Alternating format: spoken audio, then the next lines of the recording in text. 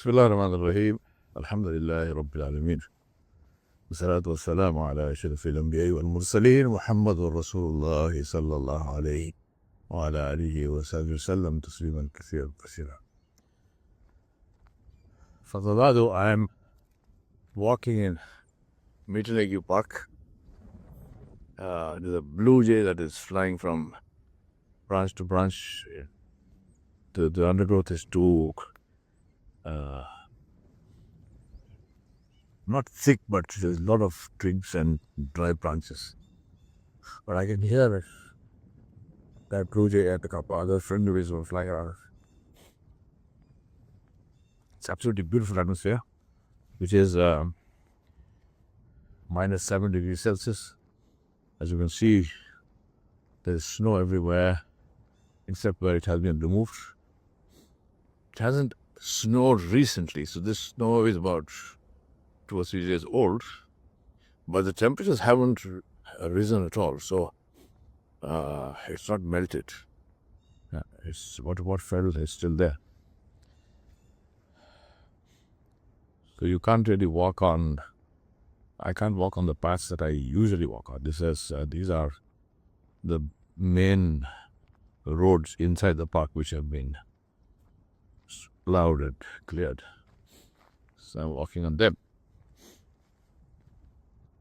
Couple of things. One is, in terms of career planning, the program that I did recently, a life goal.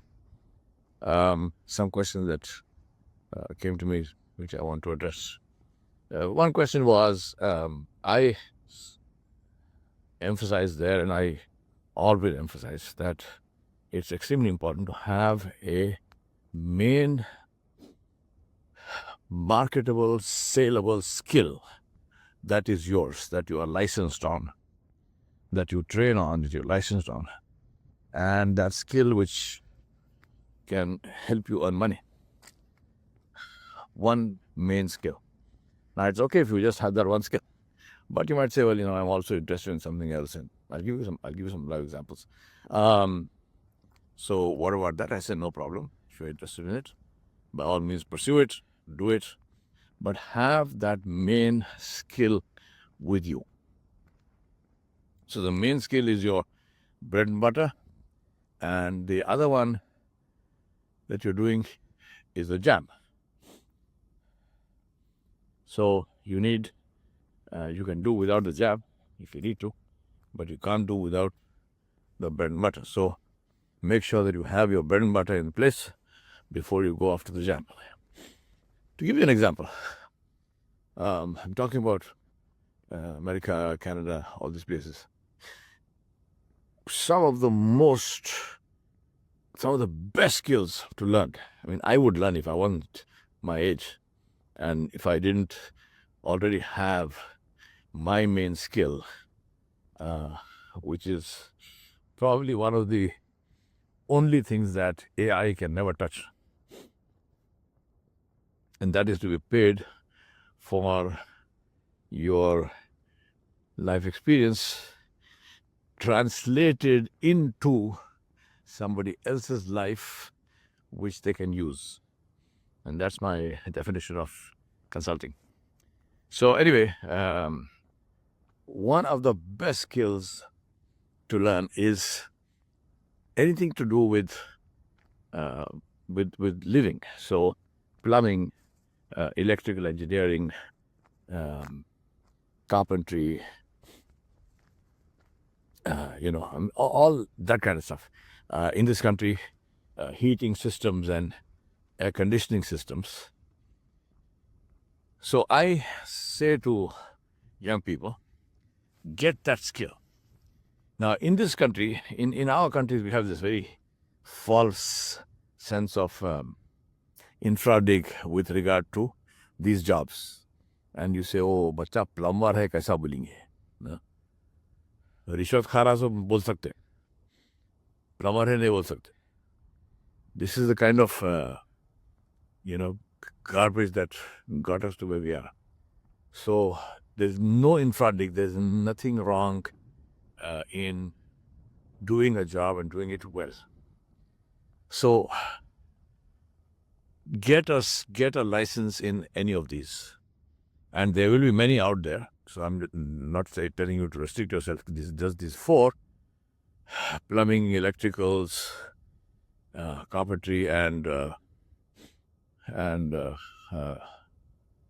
conditioning, heating systems. It can be many other things, but check for that. What is your criterion of assessing? In my view, the criterion of assessing is the product that you are delivering must be a product which is essential to life. It must not be a product which is a discretionary buy for your customer. The customer must come to you and he has no choice. You are fixing his life for him. He comes to you and he has a problem, and you are fixing that problem. So the benefit is that you get the benefit of fixing the problem. The customer does not grumble about paying you. The customer sees the effect immediately. I had a leak in my kitchen sink. I woke up in the morning, my whole kitchen and my God knows living room, whatever, is flooded. I call the plumber comes, fixes it. I can see the difference it makes in my life. Right? So I'm happy to pay the plumber. The plumber has added value to me, and therefore there's no quarrel. Whether the economy is going up or down or sideways, my kitchen sink will still spring a leak. My house can still get flooded and ruined. And if the economy is looking down, I can afford that even less. So I need the plumber even more. Number two, somebody is building houses. Once again, the same thing. High quality house, low quality house, high end house, low end house. He's building houses for princes, or people who think they are princes, or people who think they should be princes, or he's building houses for people with their feet on the ground, or he's building low-income housing for people who are poor.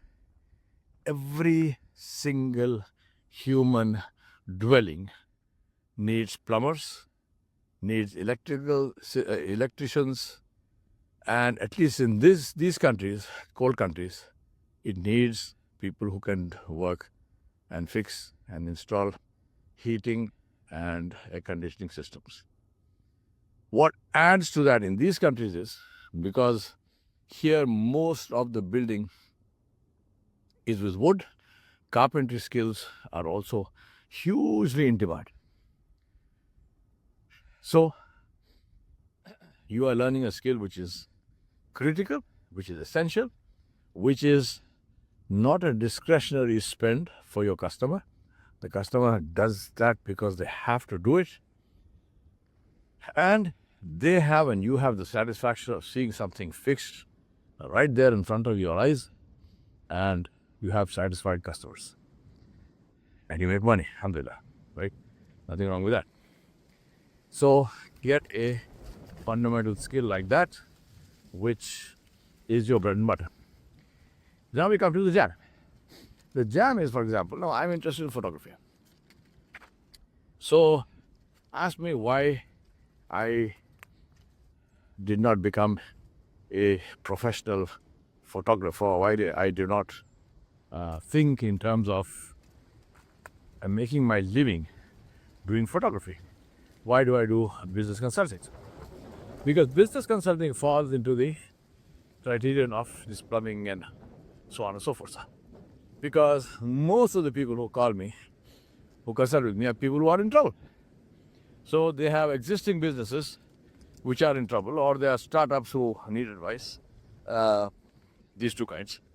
And of course, we have people who need executive coaching, who are also in trouble. Or they have aspirational goals.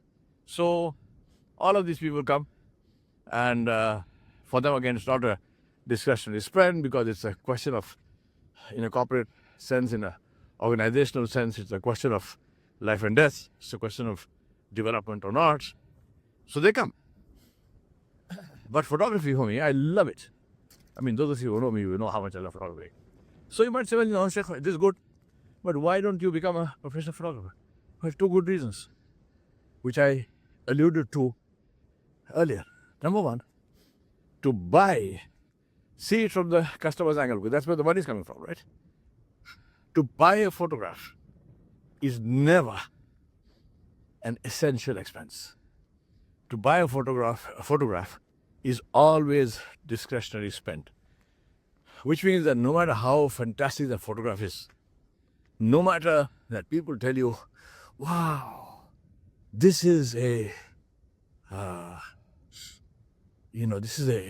world-class photograph. This is a photograph which should be on the front cover of this or that photographic or nature magazines. So I say to myself internally, of course I'm polite. So I say to myself internally, may Allah bless this person. I say, my brother, I love you.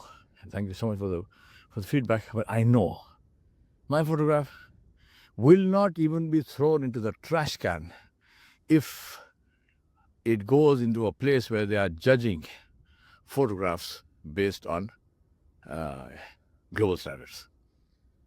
The only photograph of mine which made somewhere was a photograph of tigers I took, which made it on the cover of the International Tigers Day in India. But that is one photograph in my whole life.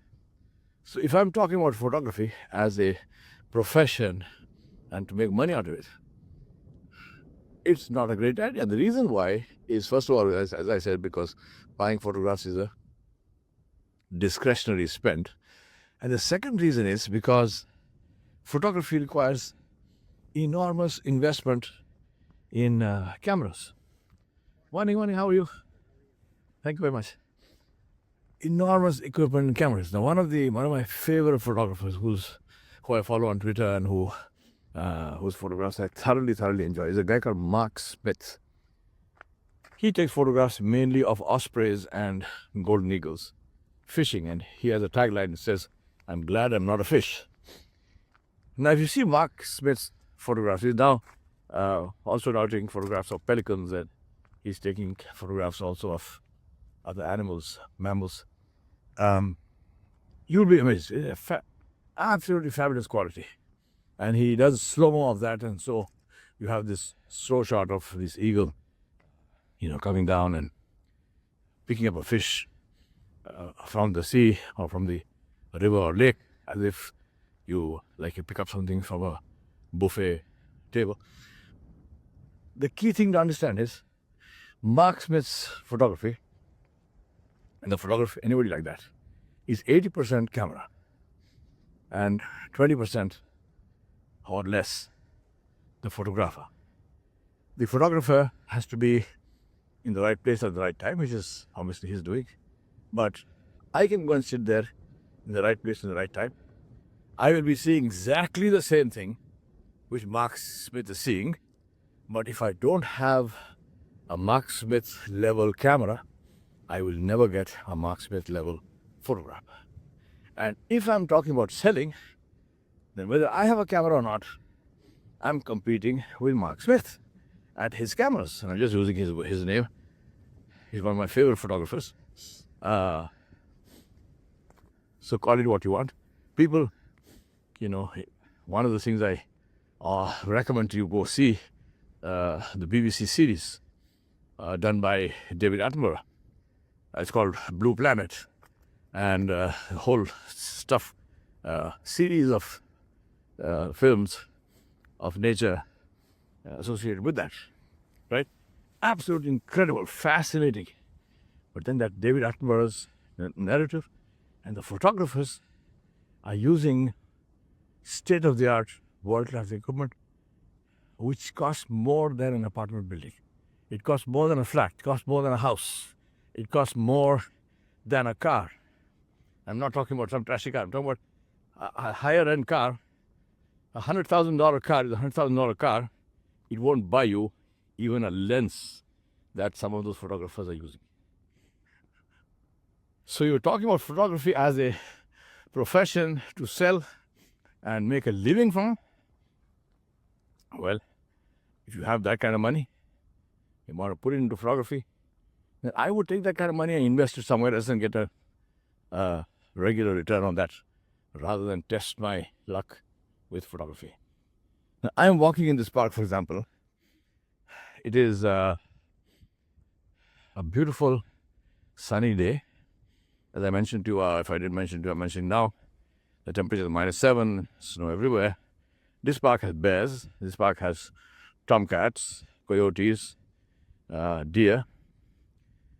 It has, in terms of birds, it has the orange-tailed hawk, hawk eagles. I haven't seen one of any of these. So if this were a professional photography walk for me, which it isn't, but if it was, then I would go home hungry. So, dicey game. So in conclusion, just to wrap up, in conclusion, the thing I want to leave you with is this, that get yourself a marketable, saleable skill, doing something which is an essential for your buyers. Focus on this from the perspective of your customer. Learn something which is essential for the customer to buy. You know, this is why schools, primary, secondary schools, these are not skills, but I'm just giving you an example. Primary, secondary schools, childcare facilities, all of these work so well because they are essentials. Parents have no choice. No matter what you tell parents about how much time they need to spend with their children and so on and so forth, for most people that is not a choice. They would love to do it, but they can't because they got to go out there and earn a living. And as the children grow older and older, their needs and their expenses increase. So people have to send them away somewhere where they can be out of trouble without having to look after them themselves. And what's that place called? It's called a school. Essential services. So get a skill which targets essential services, and then work with that. And second thing is that once you have that skill, for your interest, as I said, bread and butter you have. For the jam, do whatever else you want. Whether it's art, whether it's photography, whether it's this, that, whatnot. As long as it's not illegal, not immoral, and doesn't add calories to your diet, just do it, right? I wish you the best. Keep your questions coming, inshallah. We'll try and answer them. وصلى الله على النبي الكريم وعلى آله وصحبه أجمعين برحمتك يا أرحم الراحمين.